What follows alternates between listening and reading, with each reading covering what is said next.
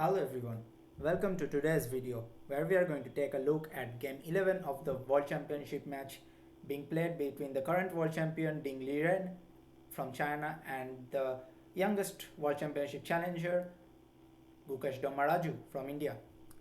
So, Gukesh was white in this game and he had to press this game 13, one more round to go, and until now the game had been tied at 6-6. So Gukesh starts with 1 e4 and Ding as always responds with e6, the French defense, and he believes in his prep, and even though the French is not such a good opening at the highest level, Ding believes that he can defend well in it, as it is kind of the only opening he has prepped against 1 e4 for this match. After d4, d5, Gukesh plays knight c3. Earlier we have seen him going for the exchange variation twice, and another time he has gone for knight c3, and since he is white for the last time in this match, he is trying to play a more aggressive opening so that he can decide the match in this round itself. Ding responds with knight f6. The other main move is bishop b4, leading to a lot of complications in the Wiener variation, and here the main line is e5, c5, and then a3 takes, and there are a lot of lines with knight e7, queen g4.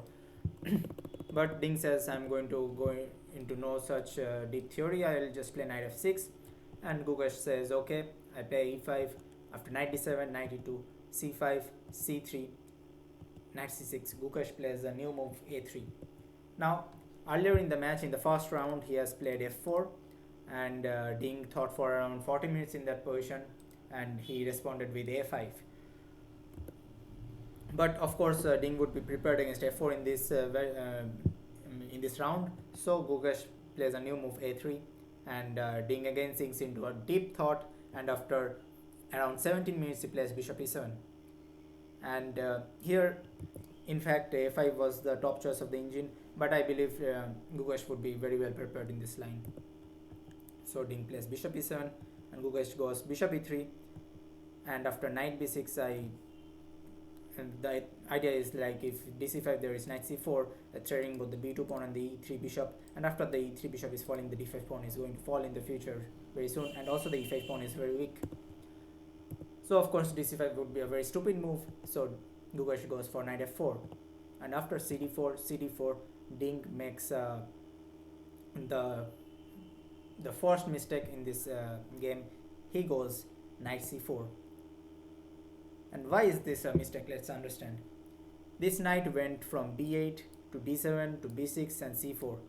It wasted 3 moves only to be captured by this bishop, and this bishop is making just one move and it's getting off the board, right? And that's why, and like it's very like it's wasting a lot of time for black. I believe what Ding suspected was after dc4 he has a lot of counterplay in the queen side, because the b7 pawn is kind of weak here, and also the d4 pawn is becoming slightly weak, and after something like b5 or something bishop b7, this bishop would be very active here. But this position calls for concrete play, and here the best move according to engine would have been queen g4, but Gukesh plays knight g2. But let's see what happens after queen g4. After queen g4, even though it's the best move, I suspect that Gukesh had of course seen it, and it's queen g4 is a very typical move for white in the French defense. And but I think after Gukesh had seen queen f5 check, and after bishop d2, queen b7, knight e2, and well, g5 is a tough move to play, but I think Gukesh was afraid of queen b2. And after something like bishop c3, queen c2, he was thinking that maybe the queen is coming in defense of black's position. But actually after queen g7, rook f8, let's say, and after rook c1, white is clearly better after castles. And sometimes d5, e6 is coming, bursting open the center, and this king here is terminally weak, and white is just clearly better if not winning here. But anyways, Gukesh plays knight g2, which is also is probably the second best move in this position. And after b5, just protecting the pawn and developing his pieces, Gukesh goes for castles, and after Ding goes castles, Gukesh goes knight c3, And after rook b8, Gukesh goes for knight h5, hinting at some ideas of queen h4, putting more pressure on the g7 pawn, and something like bishop h6 might be coming up, or even some sacrifices on g7 might be coming up in the future. Also something like knight e4 and putting more pressure on the f6 square might be a possibility. So after knight h5, Ding plays a very practical move, f5.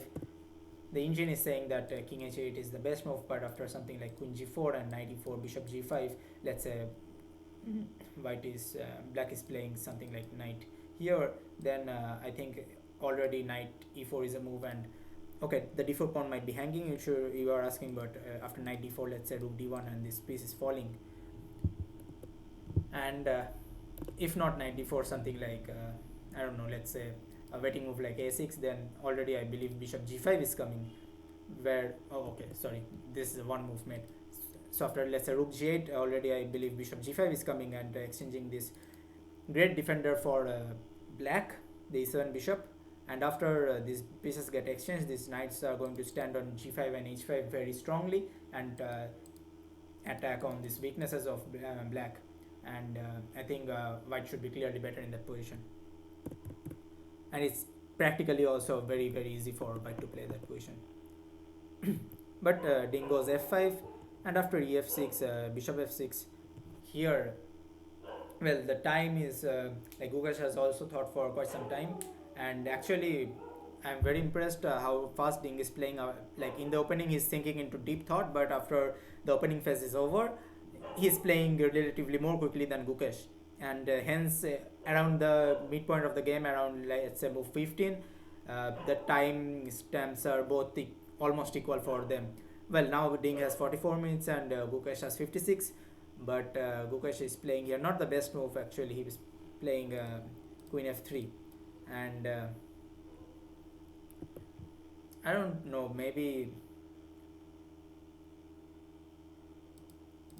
queen g4 or something would be the best move. I have to ask the engine once, sorry about that.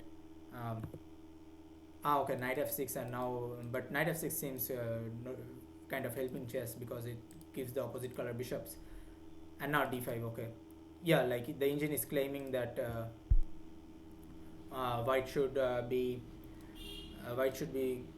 ready to go into an opposite color bishop endgame, opposite color bishop middle game, because black's king is slightly more weaker, and the dark squares are more weak in the center and over here, and but it's practically a difficult choice to make, and since Gukesh had to fight for a win in this game, he made the more practical decision, and I believe it's the best one. He plays queen f3, but here Ding misses the straight cut way to equalize, and there was a fantastic move for Ding here, that is knight takes d4, and I suspect that Gukesh missed it as well.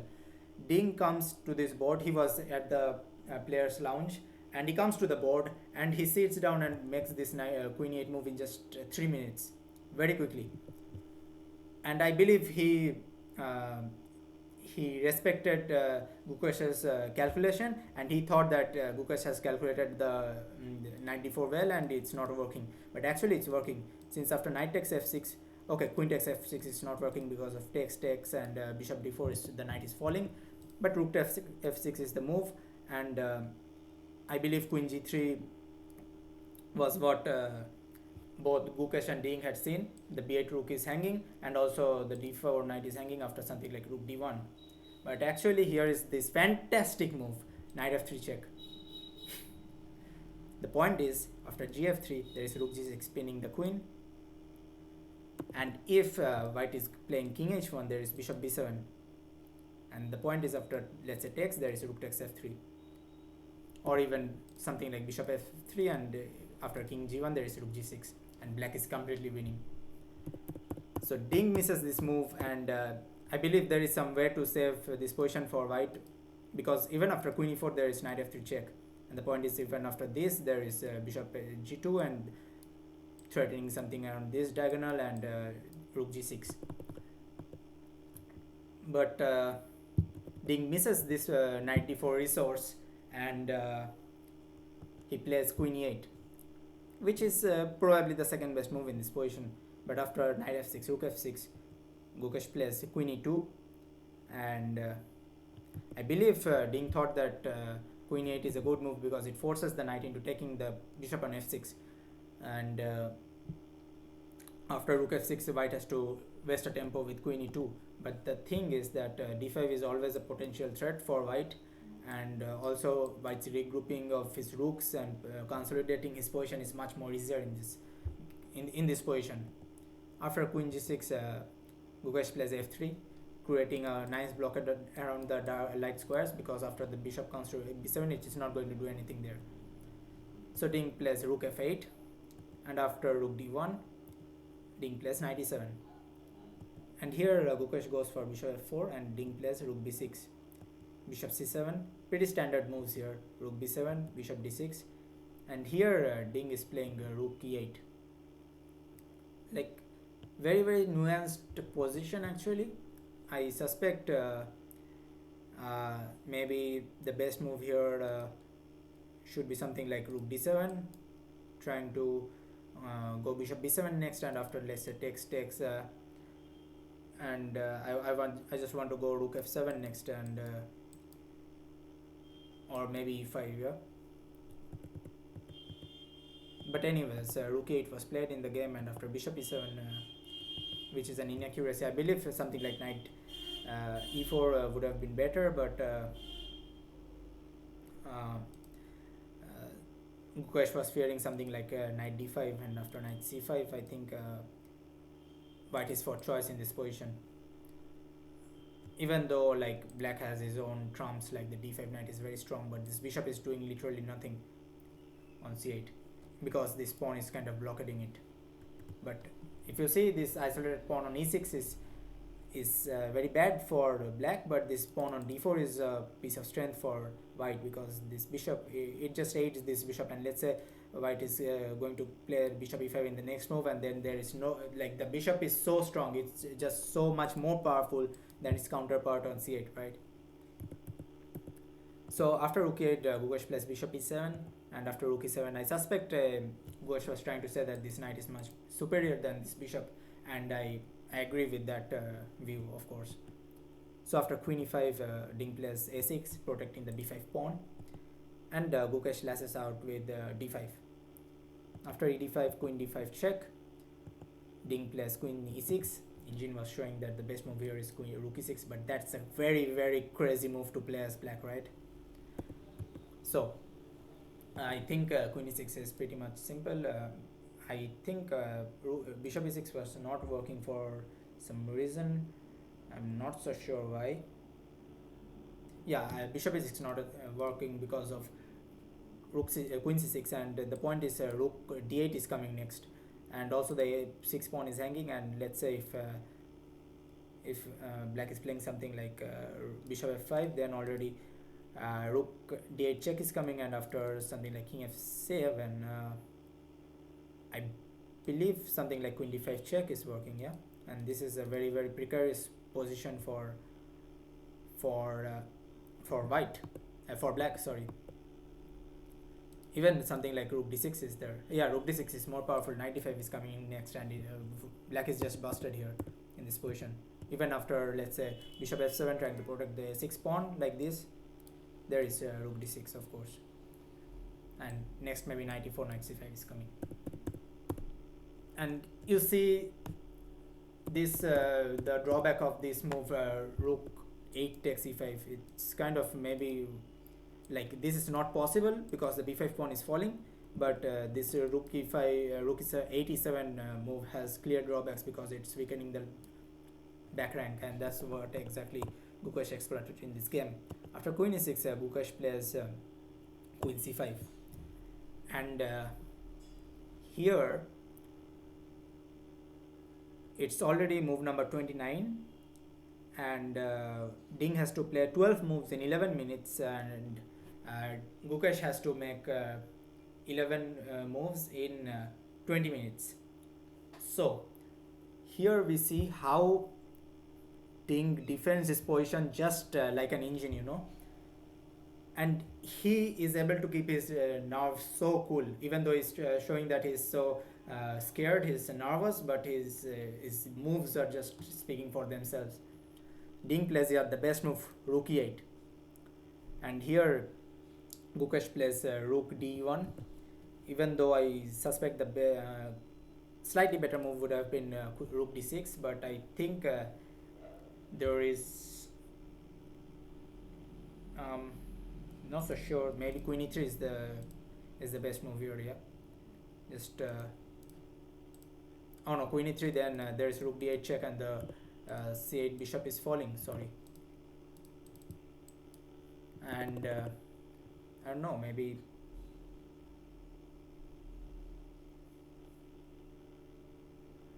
queen f7, defending the pawn in a way that after rook a6 there is rook c7, but there is rook c6 again. Very tough position actually. I think rook d6 would have been a better choice for Gukesh, but he plays the more forcing move rook d1, rook d1, and here Ding plays queen f7, which is not the strongest move in the position.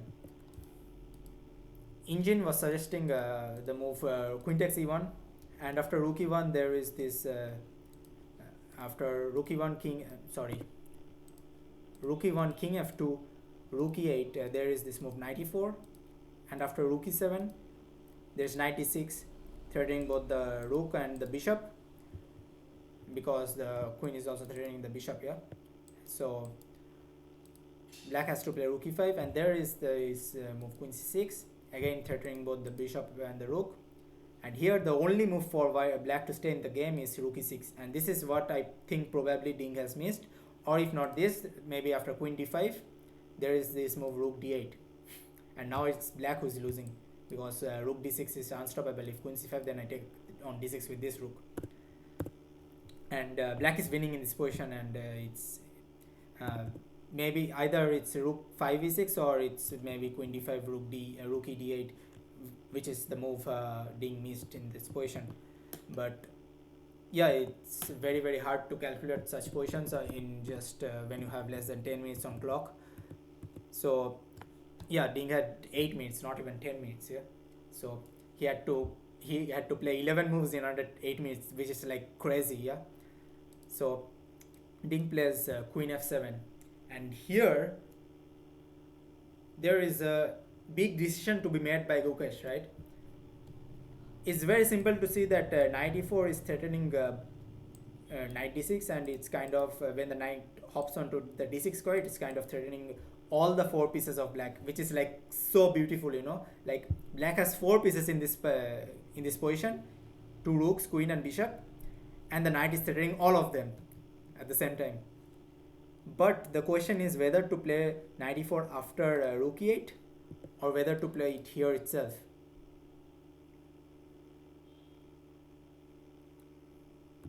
Well, the answer is he has to play it after rook e8. Why? Because after rook e8, queen e8, knight e4, there is no stopping knight d6, and if let's say something like queen d7 protecting the c8 bishop and threatening to go rook c7 after knight d6 rook c7, there is queen d5 check, and after king h8 there is this beautiful move bringing the last piece into the game, rook e1, threatening to go rook e8 mate, and there is no way to stop white from doing that. You can say maybe bishop f7 is there, but there is this beautiful move king f7, and if black takes on f7, takes, and rook e8 is a mate next move, and if black is playing something like king g8, then knight h6 check is a discovered check, and after king h8 there is queen g8 mate.